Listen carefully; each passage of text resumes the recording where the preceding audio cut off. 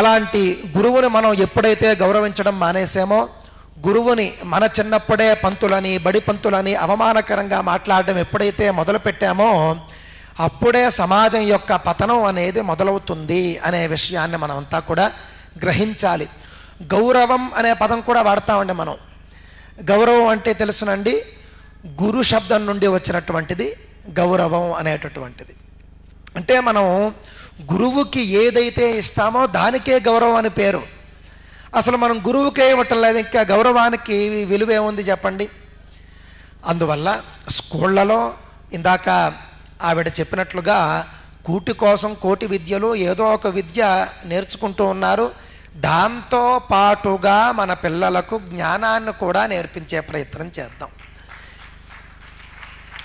ఎందుకంటే స్కూళ్ళలో మరి జ్ఞానాన్ని బోధించటం లేదు కదండి. ఒక మెషిన్ ఎలా తయారు చేయాలో చెబుతాడు, అయిపోయింది అంతే, ఇంకా అంతకు మించి ఇంకేం లేదు. వీడు మెషిన్గా దాన్ని కంఠస్థం చేస్తాడు, వచ్చేస్తాడు, బట్టి పడతాడు, రాస్తాడు, మార్కులు తెచ్చుకుంటాడు, ఉద్యోగంతో అయిపోయింది. కానీ జీవితాంతము కూడా విద్యతో, విద్యా విహీన పశు అనేటటువంటి వాక్యం సనాతన ధర్మంలో మాత్రమే ఉన్నదండి.